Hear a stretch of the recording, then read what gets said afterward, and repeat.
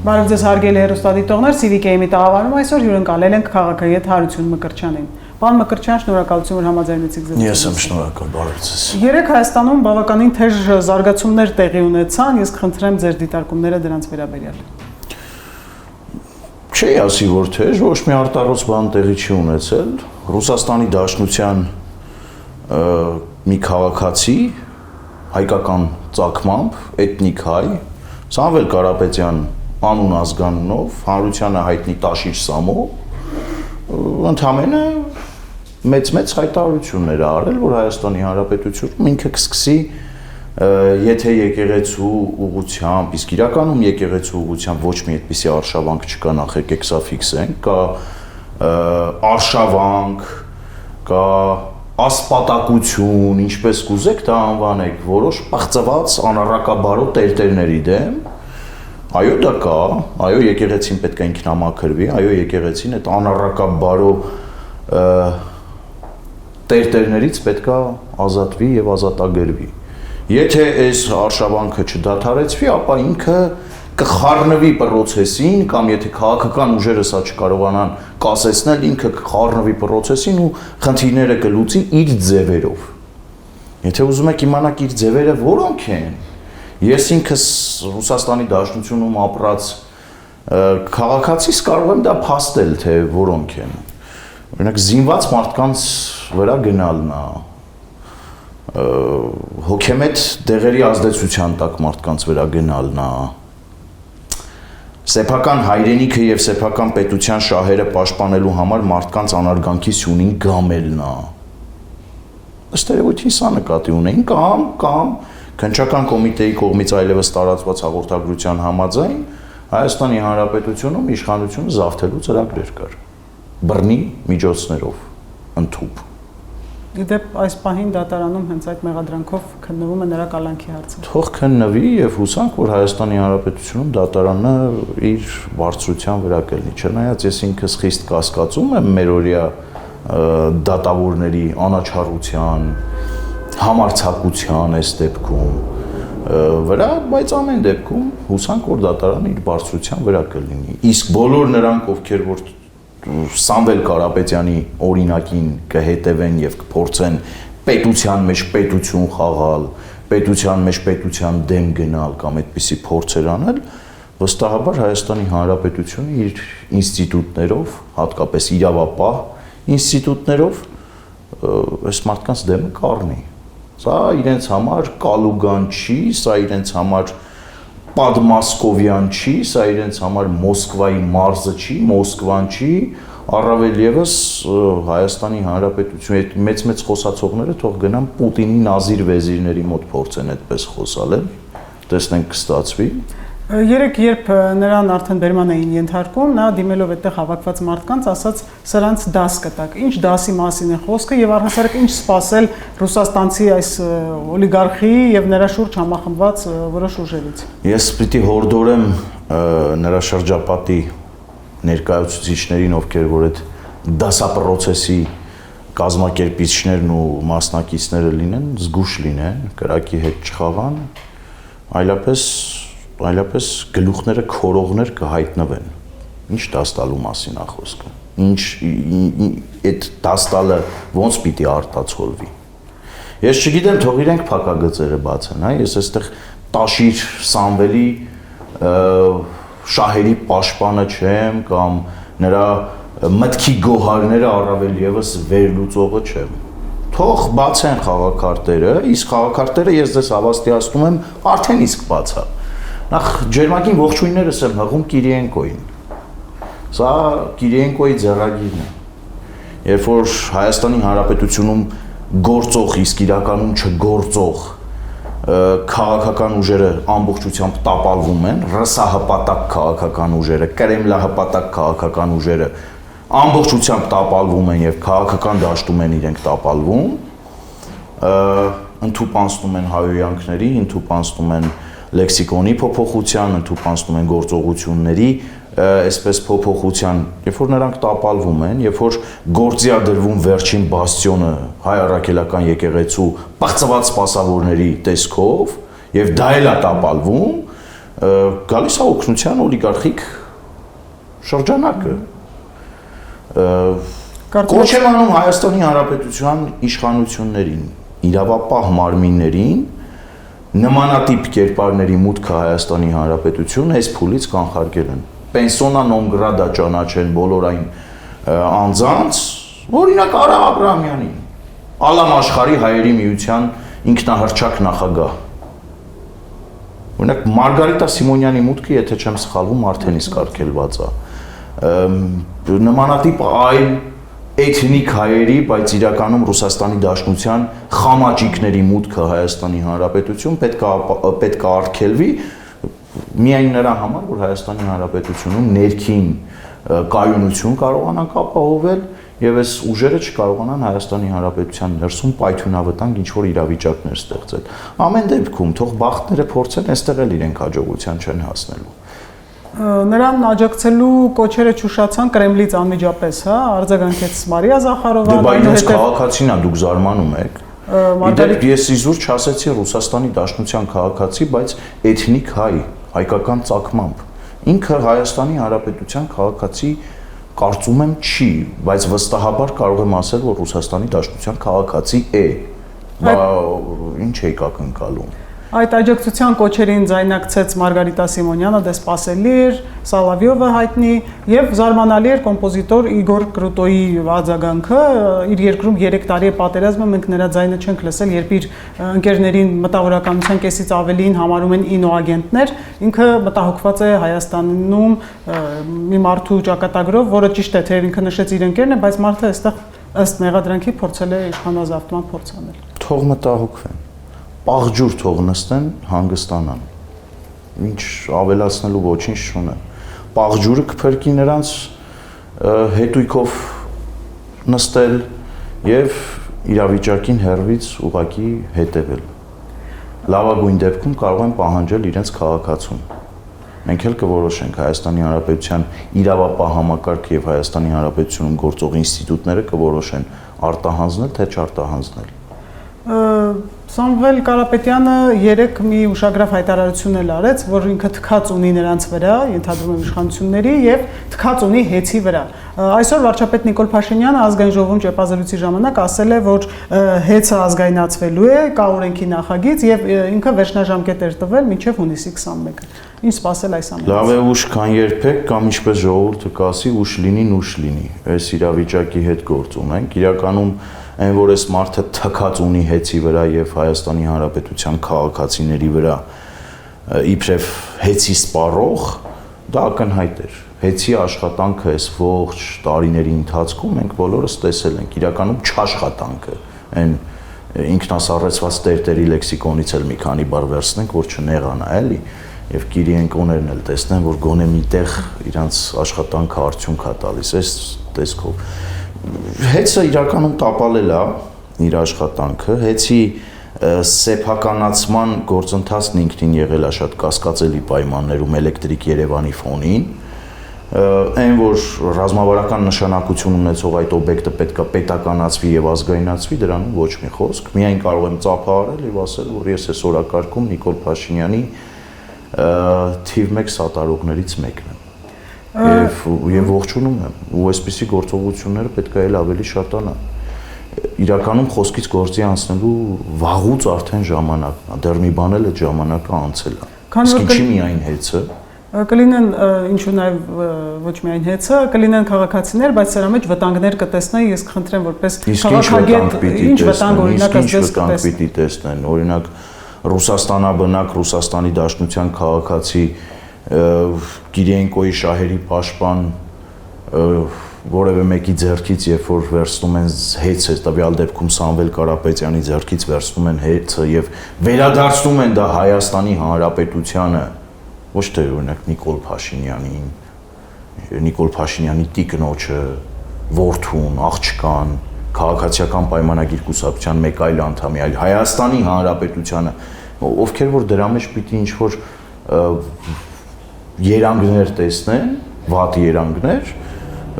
հորդորում եմ դիմել Կիրիենկոյին, որպեսզի մի քիչ փող տա այդ մարդը Հայաստանի Հանրապետությունում նմանատիպ գործունեություն ծավալելու համար։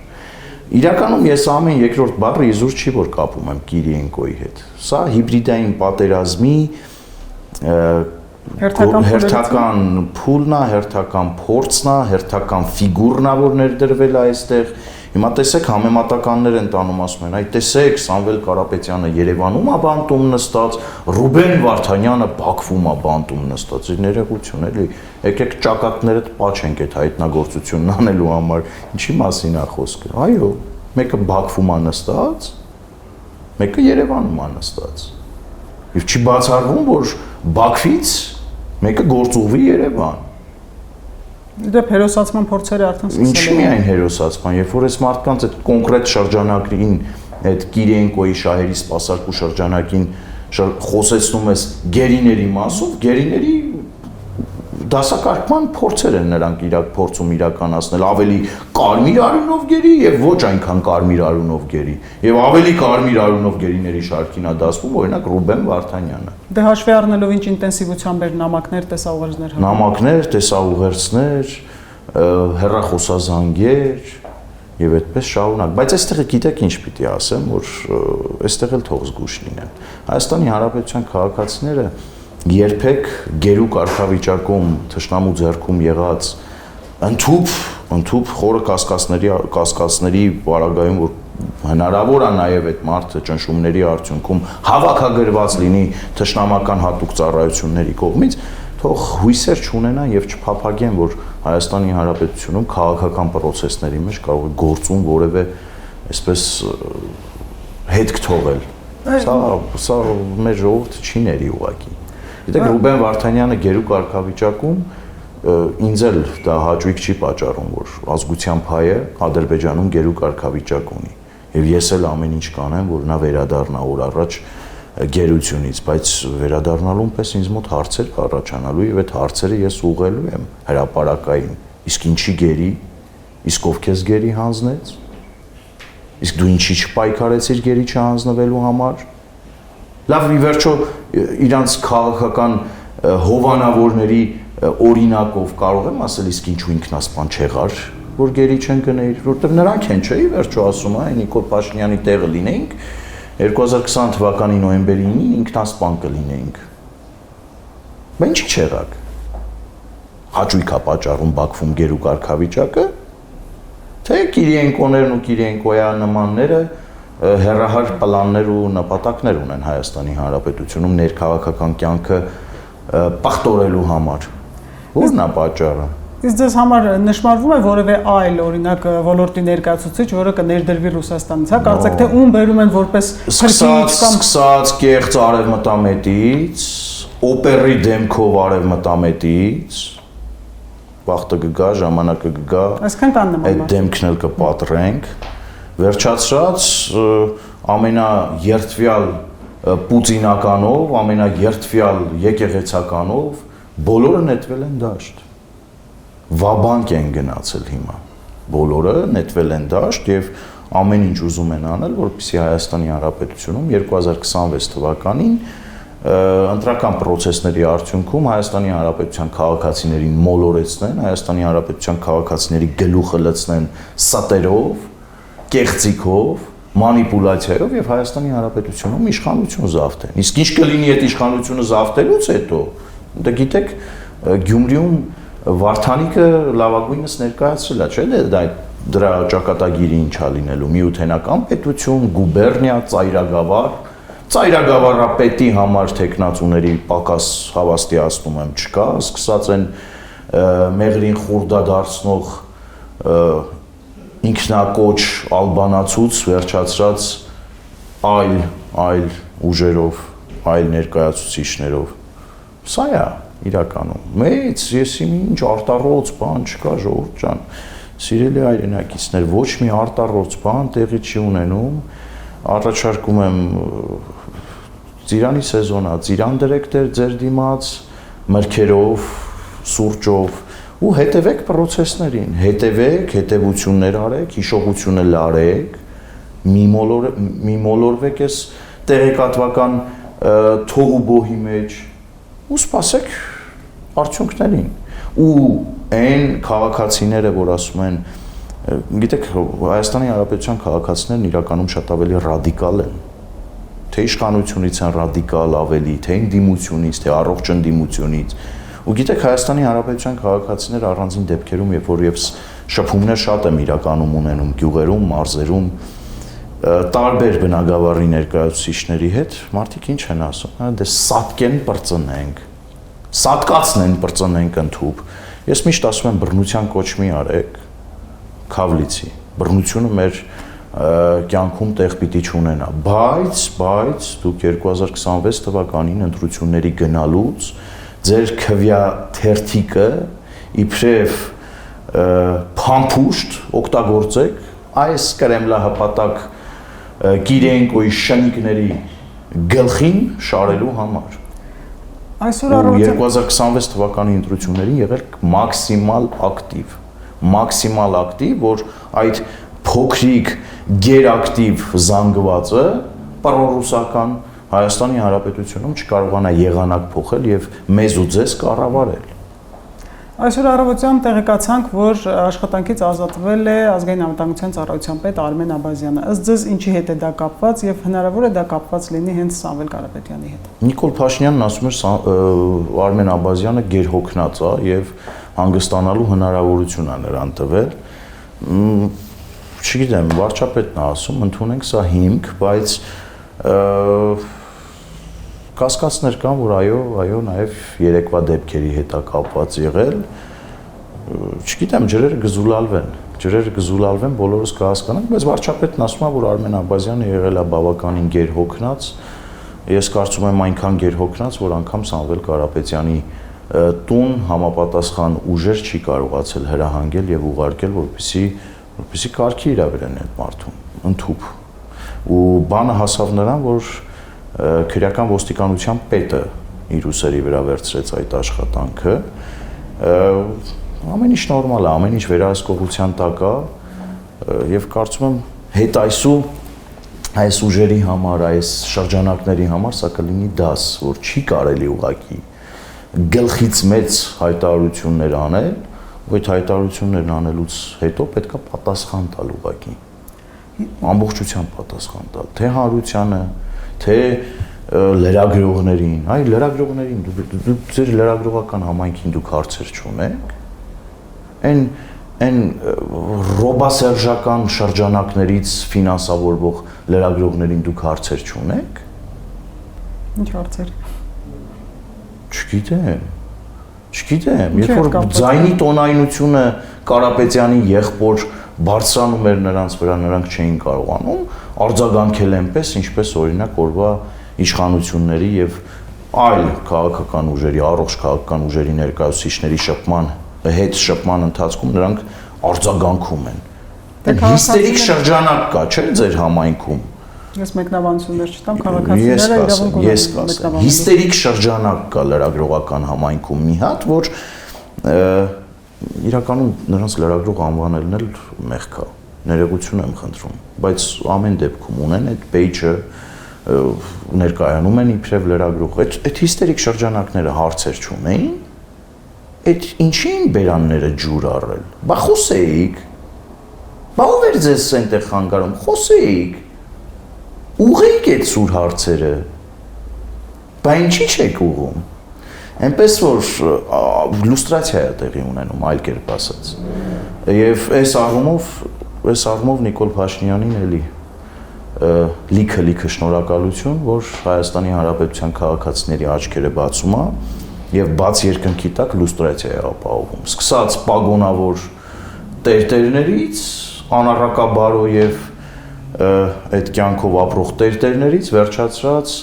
ընդհանուր իրավապահ համակարգի առանձին ներկայացուցիչներ եւ այդպես շարունակ։ Էլ լրագրողական համայնք, էլ դերասաններ, էլ երգիչներ ինքնահռչակ, էլ չգիտեմ որ պատիծակից բուսնած մտավորականներ, շատ լավ է, այս ամենից լավագույնս կօգտվենք մենք, ինչ առումով որ Հայաստանի Հանրապետության անկախականների դիրքերը էլ ավելի կամրապնդվեն այստեղ, Հայաստանի Հանրապետության քաղաքացիների աչքերը կբացվեն եւ Այս համատեքստում միայն կարող են վճռականություն ուժ եւ կորով մաղթել օրվա իշխանությունների։ 2026-ի խորհրդարանական ընտրություններին ընդառաջ ինչ հնարավոր սցենարներ կարելի է կանխատեսել եւ որը պիտի լինի իշխանության քայլերը։ Այն որ Կիրենկոյի անձնական օգտագործման կլասիկ եւ ոչ այնքան կլասիկ գործիչները, դեղատնային եւ ոչ այնքան դեղատնային գործիչները նետվելու են դաշտ եւ մահապարտի կարգավիճակով, քաղաքական մահապարտի կարգավիճակով փորձելու են Հայաստանի Հանրապետության քաղաքացիներին մոլորեցնել ու Հայաստանի Հանրապետությունը գուբերնիա ու ծայրագավառ դարձնել, դա փաստ է։ Բայց նաեւ այստեղ առողջ ուժերն ունեն ասելիք։ Գիտեք, այլևս հոգնել ենք խորհրդարանական այս կոնֆիգուրացիայից, այլևս Հայաստանի Հանրապետության քաղաքացիները զզվել են միջև այս տեղները եւ չեն պատրաստվում այս ամեն ինչը հանդուրժել։ Երկրում արդարություն, արդարադատություն չհաստատելու հիմնական պատճառը նա է, որ Ռոբերտ Քոչարյան քաղաքական դիակը, ինչ որ առումով նաեւ օրվա իշխանությունների թեթև ձեռքով վերածվել է քաղաքական գործոնի։ Սերժ Սարգսյան քաղաքական դիակն ու մերժվածը վերածվել է քաղաքական գործոնի։ Իսկ կարծում եմ 2026 թվականին Հայաստանի Հանրապետության քաղաքացիների իմաստության վրա պետք է ապավինել եւ հույս ունենալ, որ Հայաստանի Հանրապետության քաղաքացիները քվյա թերթիկը իբրև փամփուշտ քաղաքական օգտագործելու են այդ քաղաքական ստրուկների գլխին շարելու համար։ Շնորհակալություն։ Ես եմ շնորհակալ։ Հիշեցնեմ, որ մենք զրուցում ենք քաղաքագետ Հարություն Մկրտչյանի հետ։ Չմոռանաք հավանել տեսանյութը եւ բաժանորդագրվել Civic AM-ի YouTube-յան էջին։